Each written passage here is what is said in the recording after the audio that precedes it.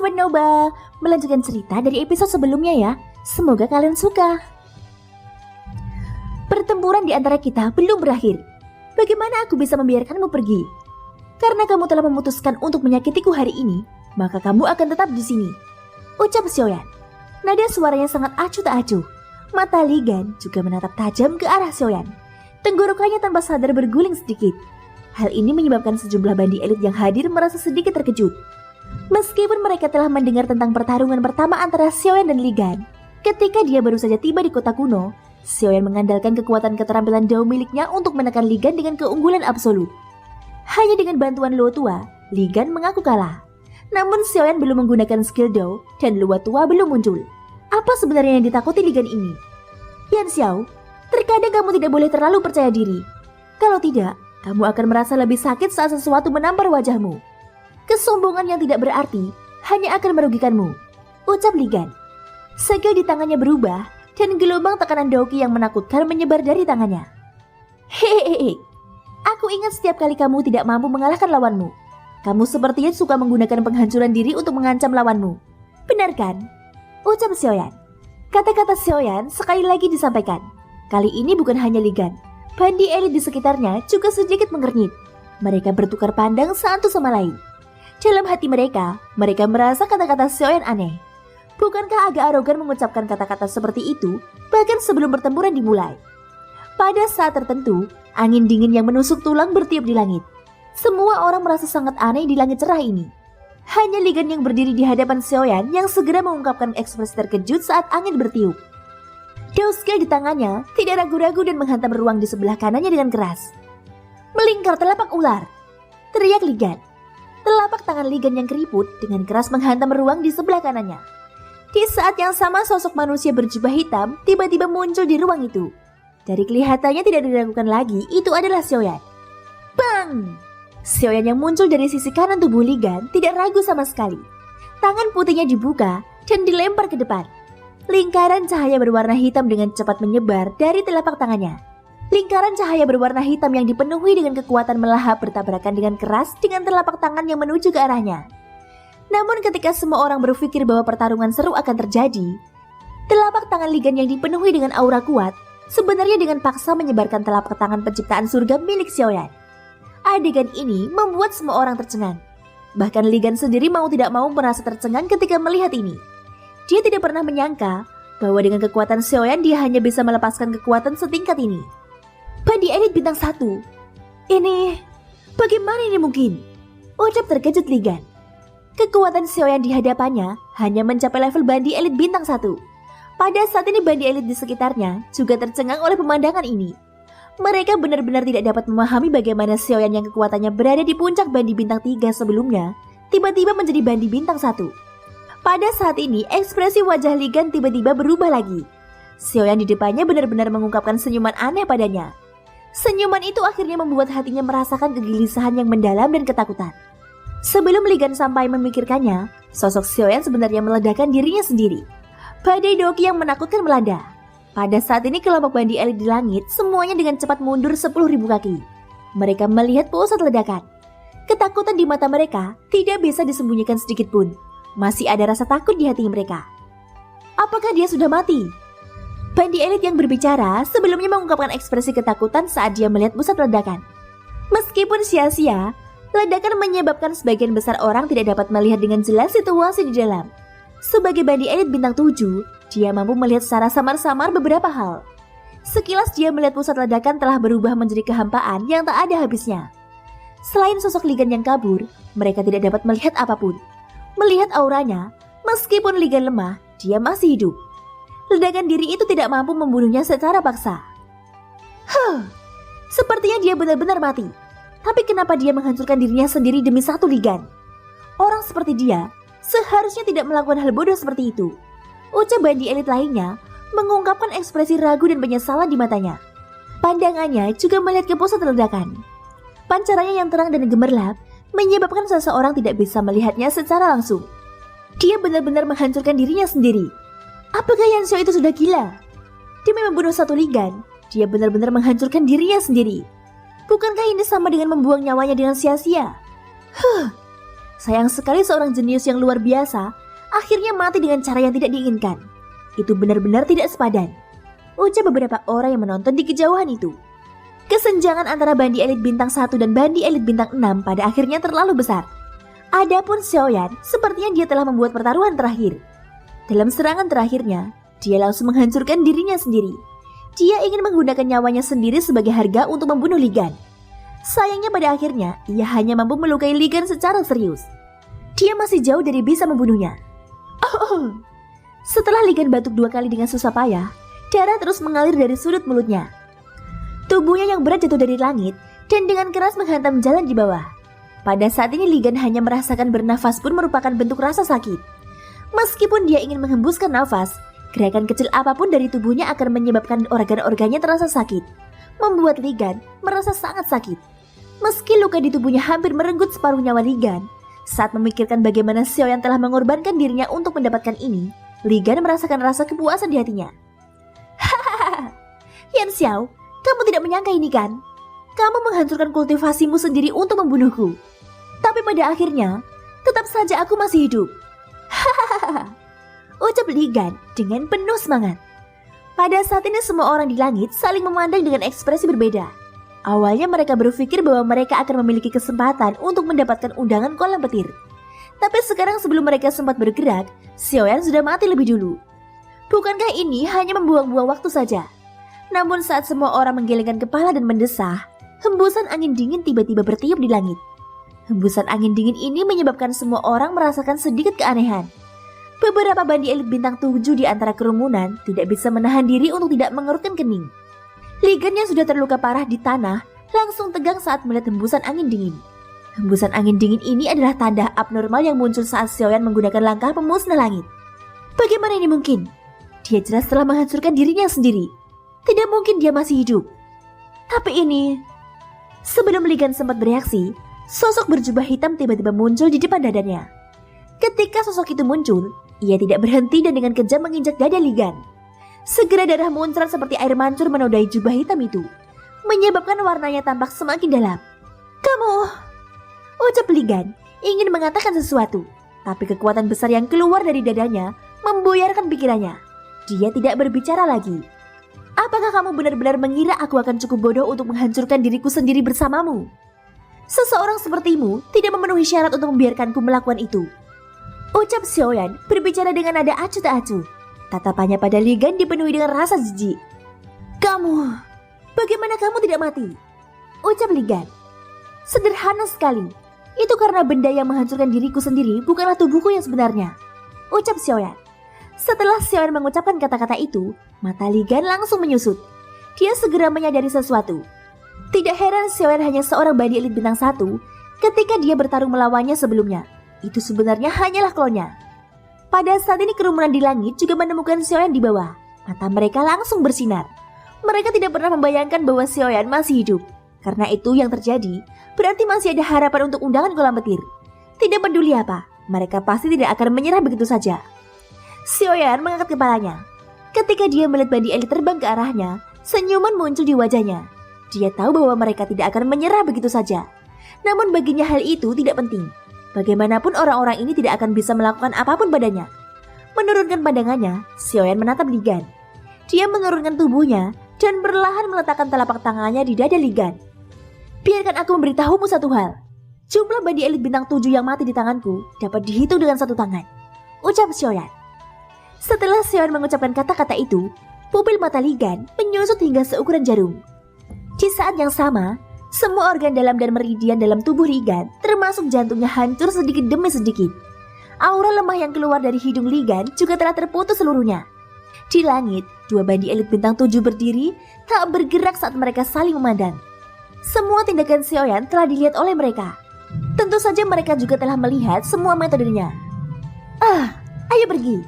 Lebih baik mencari orang lain. Aku tidak akan terlibat dalam perairan berlumpur ini. Keduanya saling memandang dan tersenyum. Setelah itu mereka pergi. Bagaimanapun mereka adalah bandi elit. Meskipun setiap orang berbeda dan selalu dibutakan oleh keserakahan, selalu ada orang yang berpandangan jauh ke depan. Orang-orang seperti itu biasanya mampu melangkah lebih jauh dari jalur kultivasi dibandingkan orang biasa. Xiaoyan melirik 2 orang yang telah pergi. Setelah itu dia mengalihkan pandangannya kembali ke kelompok bandi lainnya yang telah berkumpul. Hahaha, ini benar-benar tidak terduga.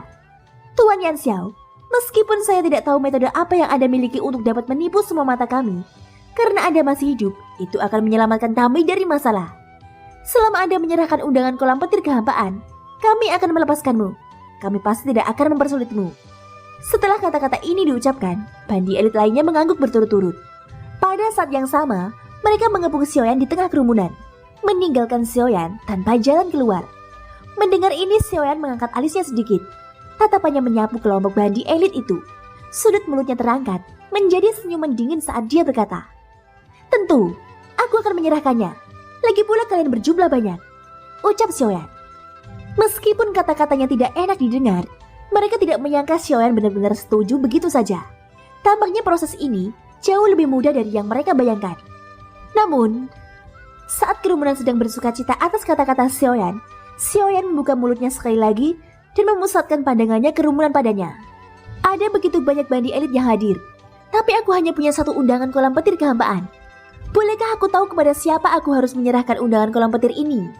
Ucap Xiaoyan. Bagaimana mungkin bandi elit ini tidak tahu bahwa Xiaoyan jelas-jelas berusaha membuat perpecahan di antara mereka. Dia ingin mereka bertarung satu sama lain dan membentuk camp mereka sendiri. Pada saat itu tidak ada seorang pun yang memiliki kesempatan untuk mendapatkan undangan kolam petir dari tangan Xiaoyan. Yan Xiao, kamu tidak perlu mengkhawatirkan hal ini. Selama kamu menyerahkan undangan kolam petir dengan patuh, kami akan mendistribusikannya. Sedangkan untukmu, kamu bisa pergi sendiri, ucap salah satu bandi elit itu. Tapi bagaimana kalau aku bilang tidak? Ucap Xiaoyan tersenyum tipis.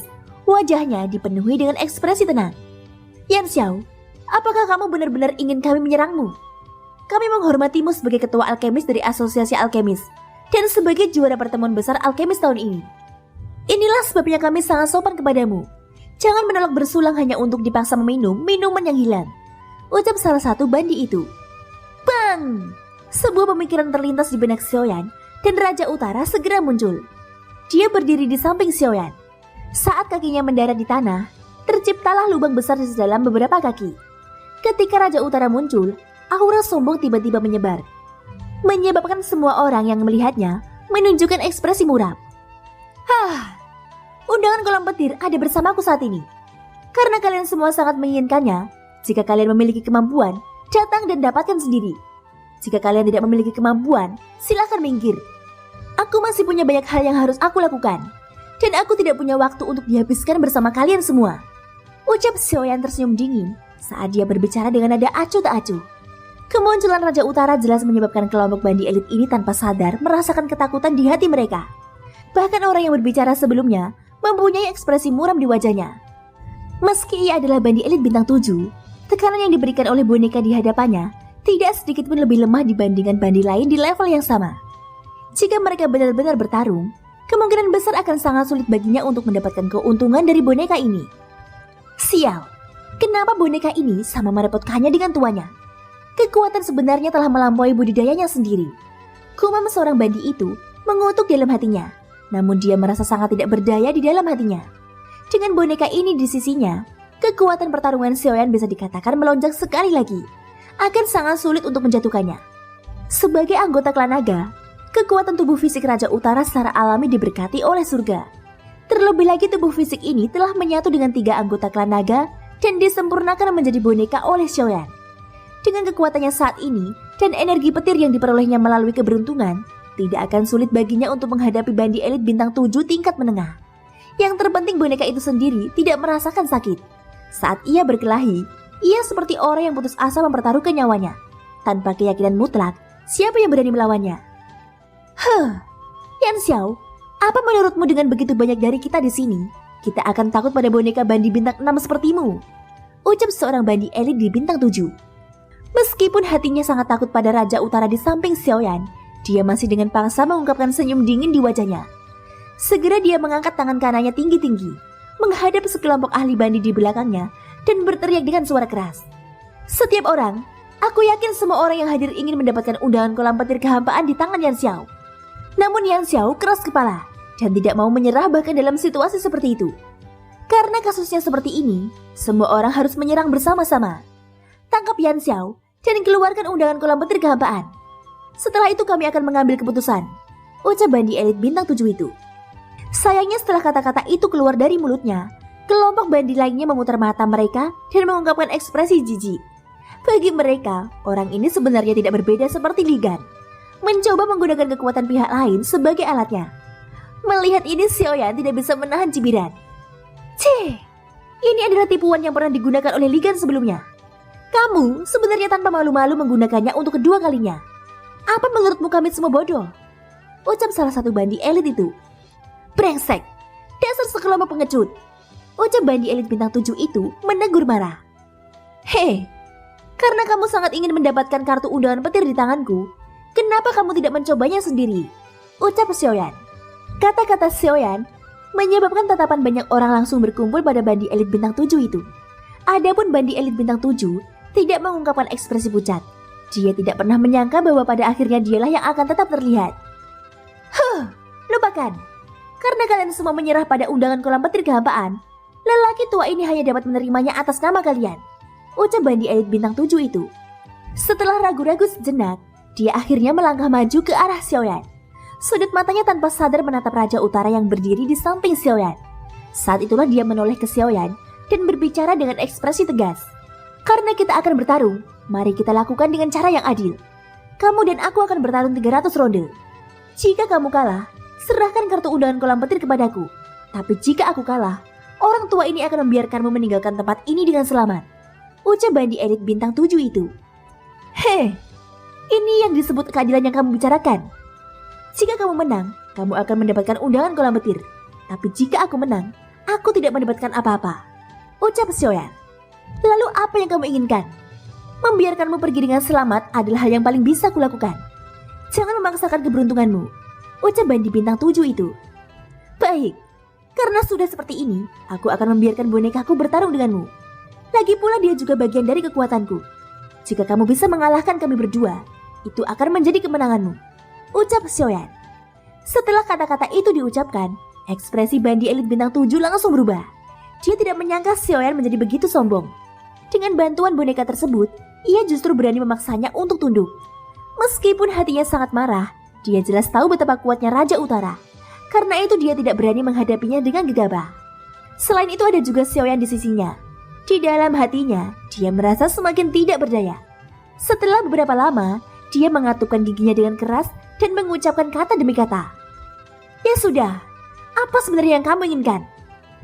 Namun kamu harus menjamin bahwa ketika saatnya tiba bagi kita berdua bertarung, bonekamu tidak akan ikut campur. Ucap bandi elit bintang 7. Jangan khawatir, selama tidak ada yang mengganggu kita, dia sama sekali tidak akan menyerang. Ucap Xiaoyan. Mendengar kata-kata itu, bandi elit bintang 7 mengangguk puas. Saat dia menatap Xiaoyan, tatapannya mengandung sedikit senyuman mengejek yang sedingin es. Dia yakin di dalam hatinya, meskipun Xiaoyan tidak mudah untuk dihadapi, dia telah menghabiskan cukup banyak kekuatannya untuk membunuh Ligan sebelumnya. Jika dia bertarung duel dengan Xiaoyan sekarang, dia memiliki lebih dari 70% kepastian bahwa dia akan mampu mengalahkan Xiaoyan. Pada saat itu undangan kolam petir berhak menjadi miliknya. Yan Xiao, meskipun kamu sangat pintar, pada akhirnya kamu telah menjadi korban dari kepintaranmu sendiri. Meskipun kamu mampu mengalahkan bandi bintang 6 Ligan, sangat mustahil bagimu untuk menjadi tandingan bandi bintang 7. Ini bisa dianggap seperti menggali kuburmu sendiri. Gumam bandi bintang 7 itu. Setelah tertawa dingin di dalam hatinya, bandi elit bintang 7 mengangkat kepalanya menatap Xiaoyan dan berkata sambil tersenyum. Baiklah. Kalau begitu katakan padaku, apa yang kamu inginkan sebagai taruhannya? Jangan khawatir, selama itu milik orang tua ini, aku tidak akan pelit. Ucap bandi elit bintang 7 itu sambil menepuk dadanya. Seolah-olah dia sangat yakin dengan hal-hal yang dimilikinya. Melihat ini, Xiaoyan pun tersenyum, lalu dia berkata, hahaha, karena sudah seperti ini, aku tidak akan mengatakan omong kosong lagi. Hal-hal yang aku butuhkan, kamu mungkin tidak memilikinya di sini. Jadi aku akan menggunakan koin roh sebagai taruhannya terlebih dahulu. Ucap Xiaoyan. Begitu kata-kata ini diucapkan, bandi elit bintang 7 segera mengerutkan keningnya. Ekspresi tidak senang muncul di antara alisnya. Apakah kamu meremehkan orang tua ini? Orang tua ini telah menjelajahi benua ini selama bertahun-tahun. Meskipun aku tidak berani mengatakan apapun, hal-hal yang aku miliki tidak kalah dengan beberapa sekte kecil. Selama kamu berani mengatakannya, Tidak ada yang tidak bisa diambil oleh orang tua ini. Ucap bandi elit bintang 7 itu menatap Xiaoyan dengan ekspresi galak. Arti kata-katanya sudah jelas. Oh, ucap Xiaoyan juga mengangkat alisnya. Senyuman lucu muncul di sudut mulutnya saat dia berkata, "Kalau begitu, apakah kamu punya besi misterius meteorit?" Ucap Xiaoyan. Setelah kata besi misterius meteorit diucapkan, ekspresi semua orang yang hadir langsung terkejut. Wajah bandi elit bintang 7 juga langsung dipenuhi dengan keterkejutan. Ketika dia memikirkan kata-kata yang baru saja dia ucapkan, wajah tuanya langsung terasa seperti terbakar. Setelah beberapa lama, dia terbatuk 2 kali dan berkata, "Yan Xiao, jangan mencari masalah. Yang kamu bicarakan adalah sesuatu yang sudah lama punah. Bagaimana orang tua ini bisa memilikinya?" Ucap bandi elit bintang 7. Xiaoyan tersenyum dan melanjutkan, "Kalau begitu, formula pil tingkat kaisar." Ucap Xiaoyan. Orang tua ini bukan seorang alkemis. Bagaimana aku bisa memiliki formula pil tingkat kaisar? Yan Xiao, jangan mencari masalah. Ucap bandi elit bintang 7 itu lagi. Hahaha, karena sudah begini, aku tidak punya hal lain yang kuinginkan. Itulah kenapa aku memilih koin roh. Ucap Xiaoyan. Bandi elit bintang 7 menatap Xiaoyan dengan marah dan berkata tanpa daya. "Katakan, berapa yang kamu inginkan?" Ucap bandi elit bintang 7. 100.000 koin roh. Ucap Xiaoyan. Saat kata-kata Xiaoyan keluar, wajah bandi elit bintang 7 bergetar hebat. Dalam hatinya, dia berharap bisa mencabik-cabik Xiaoyan. 100.000 koin roh.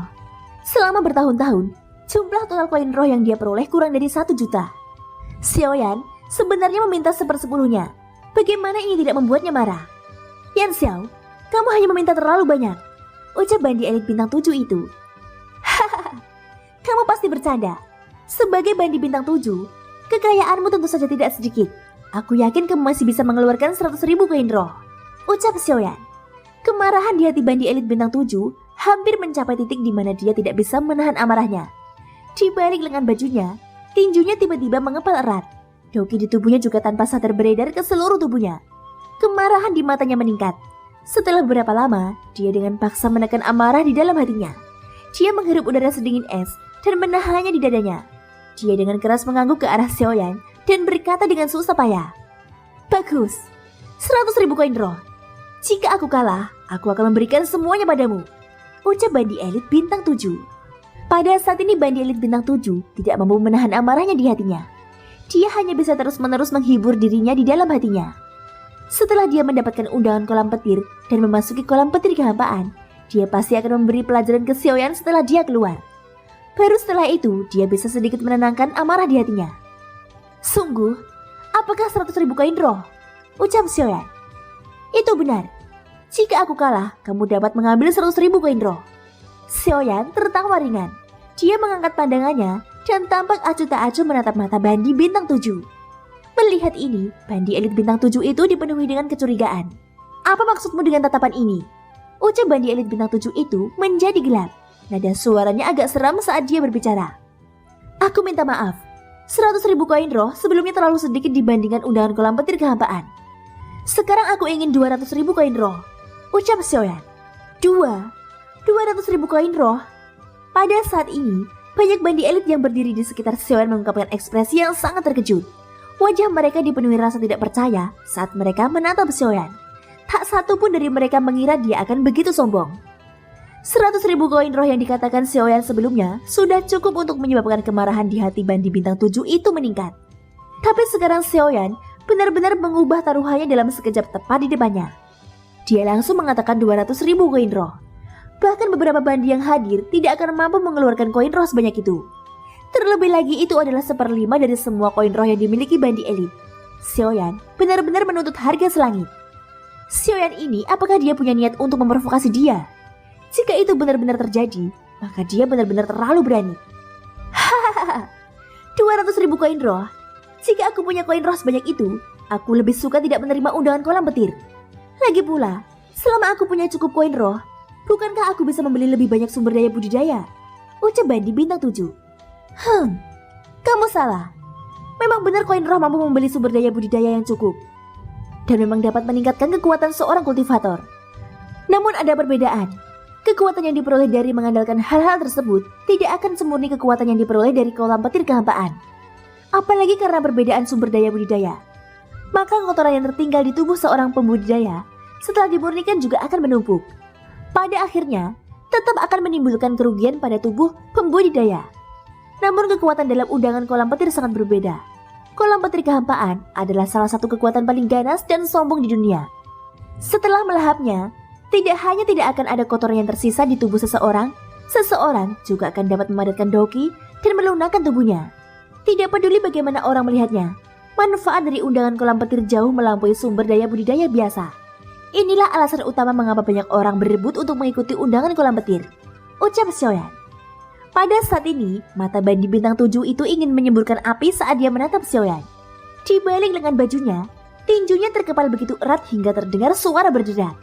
Wajah tuanya sangat suram dan kemarahan di hatinya terlihat jelas. 200.000? Bagus. Yan Xiao yang bagus, ucap orang tua itu berteriak dengan marah. Suaranya yang agak serak mengungkapkan kemarahan di hatinya.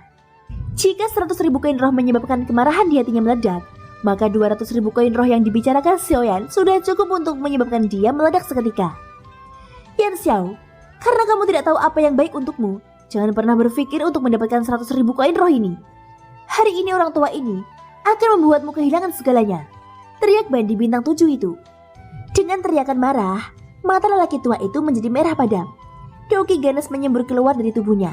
Sosoknya bergerak dan sebuah pukulan dilemparkan ke arah Xiaoyan. Matilah untuk orang tua ini. Dengan teriakan keras, kecepatan lelaki tua itu menjadi lebih ganas. Thank you guys, sudah mendengarkan ceritaku sampai akhir.